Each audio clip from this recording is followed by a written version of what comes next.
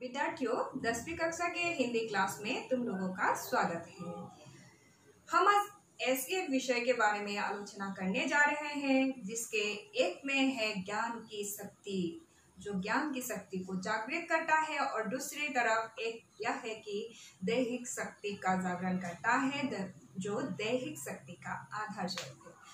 तो हाँ विद्यार्थियों, आज हम तुम लोगों के साथ आलोचना करने जा रहे हैं कलम और तलवार, जिसके कवि है रामधारी सिंह दिनकर जी। तो रामधारी सिंह दिनकर जी के बारे में हमें जान लेना चाहिए, क्योंकि कविता को पढ़ने से पहले कवि के बारे में जान लेना बहुत ही जरूरी होता है। तो आओ हम रामधारी सिंह दिनकर जी के बारे में थोड़ी सी बातें जान ले। राष्ट्रीयता भावनाओं के मुखर गायक कवि रामधारी सिंह दिनकर जी का जन्म हुआ था मुंगेर जिले के सिमरिया गांव में 1908 में। तो इनकी प्रारंभिक शिक्षा ग्रामीण पाठशाला में हुई। पटना विश्वविद्यालय से सन 1933 में अपने बीए की डिग्री हासिल की। एक विश्वविद्यालय के प्रधानाचार्य से लेकर उप रजिस्ट्रार युद्ध प्रसार विभाग के उप निर्देशक, मुजफ्फरपुर के लंगट सिंह कॉलेज के हिंदी विभागाध्यक्ष, भागलपुर विश्वविद्यालय के उपकुलपति, भारत सरकार के शिक्षा सलाहकार आदि पदों पर आपने कार्य किया। बाद में वे राज्यसभा के सदस्य मनोनीत किए गए। राष्ट्रीय सेवा के लिए आपको पद्म भूषण की उपाधि से सम्मानित किया गया। उर्वशी महाकाव्य के लिए आपको ज्ञानपीठ पुरस्कार मिला था। तो 1977 में दिनकर जी का निधन हुआ या देहांत हुआ।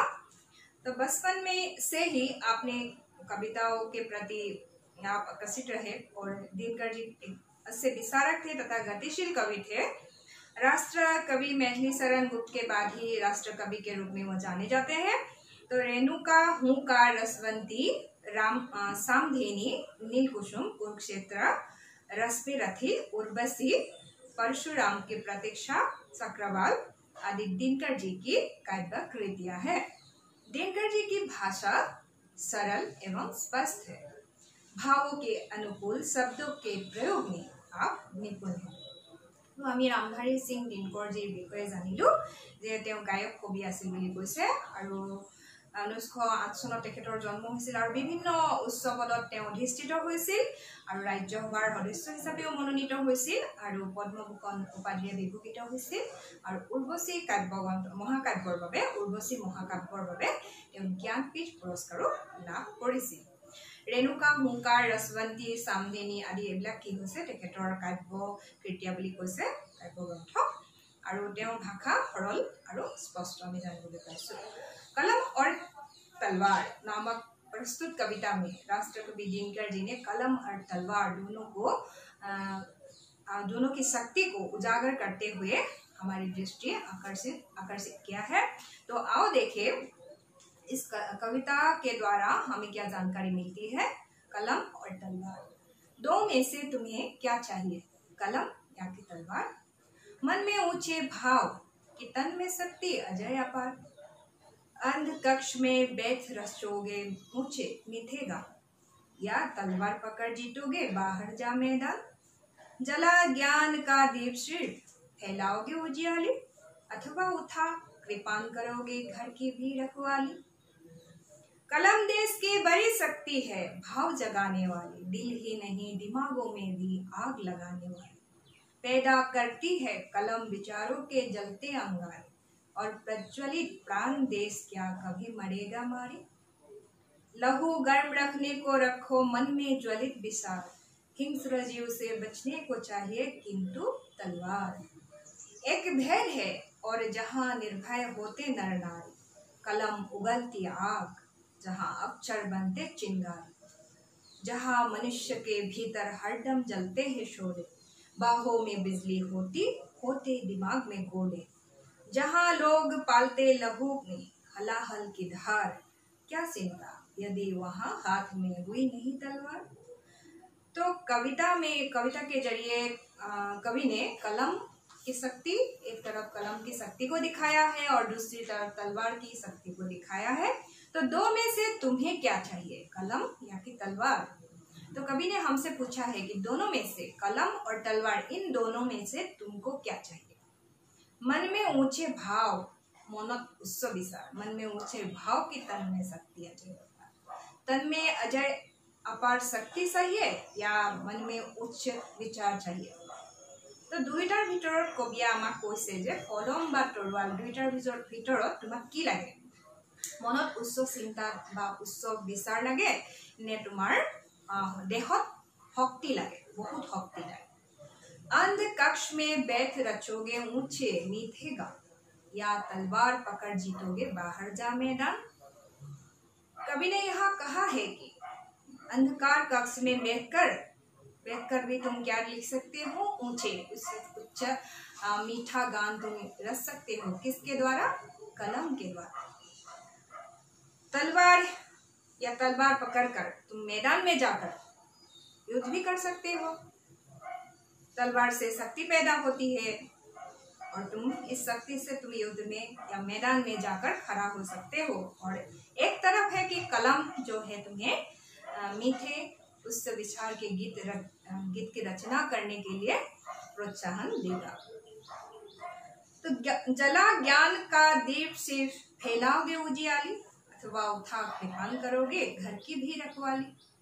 तो कवि का कहना है कि जला ज्ञान का दीप जलाकर तुम चारों तरफ उजियाला फैलाओगे, या कृपान उठाकर या तलवार उठाकर तुम घर की रखवाली करोगे।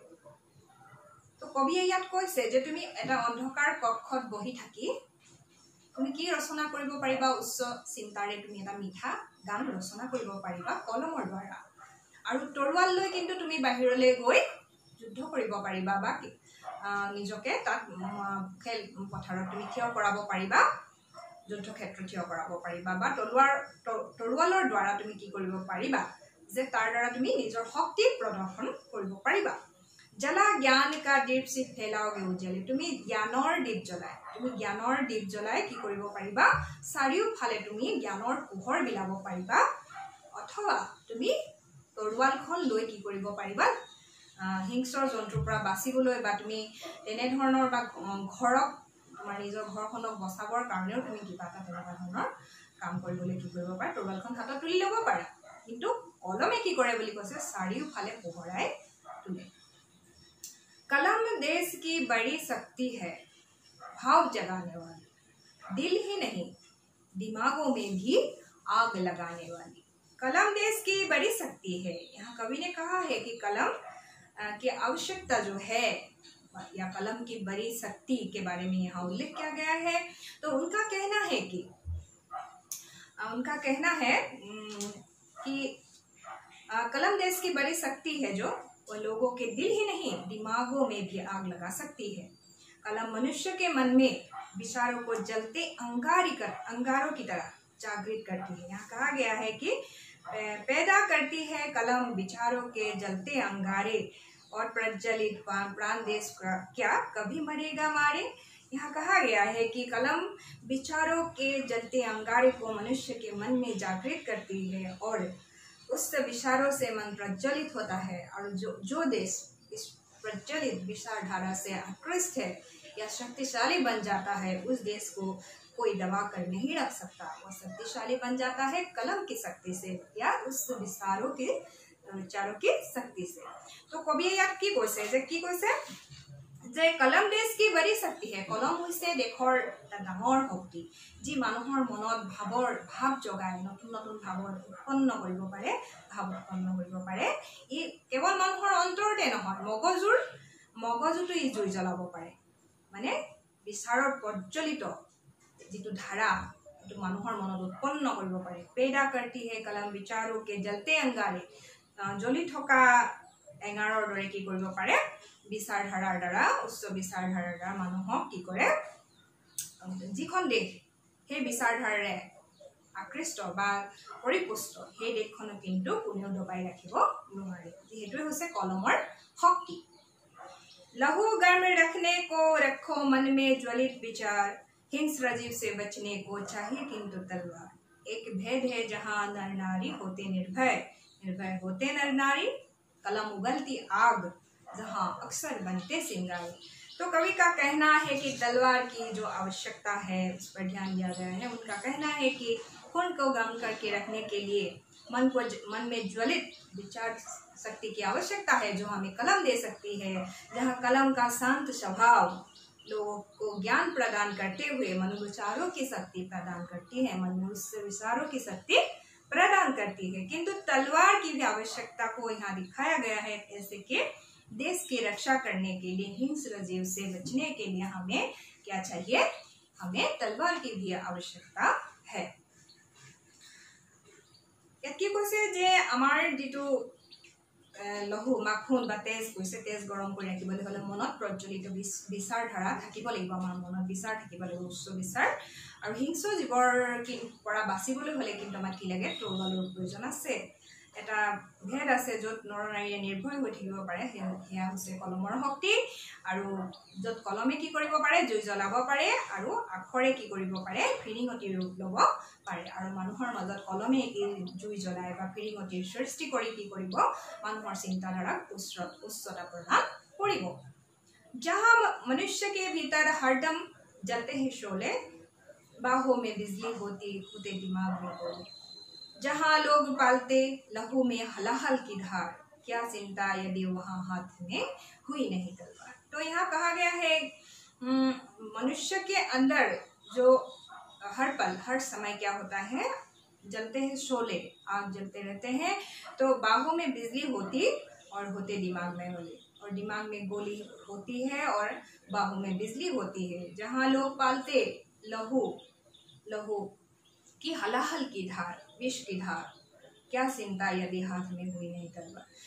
यहाँ कवि का कहना है कि जहाँ मन में उस विचार हो और चारों तरफ से वह शक्ति प्रदान करती हो, तो क्या है, वहाँ हाथ में अगर तलवार ना भी हो तो हमें कोई भय नहीं है। तो कवि ইয়াত কি ক'ব বিচাৰিছে যে য'ত মানুহৰ ভিতৰত প্ৰতি সময়তে এটা জাগ্ৰত মনোভাৱ থাকে, আৰু কি কৈছে, বিজুলীৰ দৰে শক্তি, গুলিৰ দৰে শক্তি থাকে। जहाँ लोग पालते लहू में, আৰু তেজত কি পালে বুলি কৈছে, তেজত কি থাকে, মানুহৰ বিষৰ ধাৰা থাকে। আৰু তেতিয়া আমাৰ হাতত যদি তৰোৱালখন নাথাকিলে, क्या चिंता यदि वहाँ हाथ में हुई नहीं तलवार। तो তাত আমাৰ যদি তৰোৱালখন হাতত নাথাকেও তথাপিও আমি বহু কাম কৰিব পাৰোঁ, বা মানুহক জাগৃত কৰি মনৰ বিচাৰধাৰাৰ শক্তিৰ জৰিয়তে আমি কি কৰিব পাৰোঁ, বহু কাম কৰিব পাৰোঁ। বা এখন সমাজখনক আমি কি কৰিব পাৰোঁ, বা এখন দেশক আমি কি কৰিব পাৰোঁ, জ্ঞানৰ শক্তিৰে পোহৰাই তুলি আগুৱাই লৈ যাব পাৰোঁ। यहाँ कवि ने हमें दो विषय की यहाँ उत्थापन किया है, दो विषयों का उत्थापन किया है कवि ने। तो दोनों की स्वतंत्र सत्ता या महत्ता पर भी प्रकाश डाला गया है। कलम ज्ञान शक्ति तथा दैहिक शक्ति का प्रतीक है।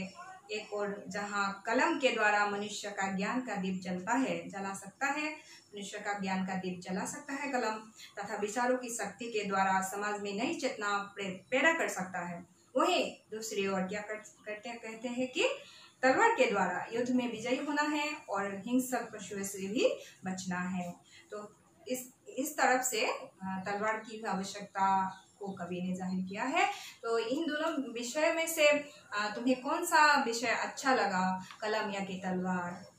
ज़्यादातर लोगों को तो कलम ही अच्छा लगेगा। और तुम लोगों के विशेषतर छात्र छात्राओं के मन में जो सबसे ज़रूरी चीज़ें है अब समय की परिप्रेक्ष्य में, तो वो होगा कलम।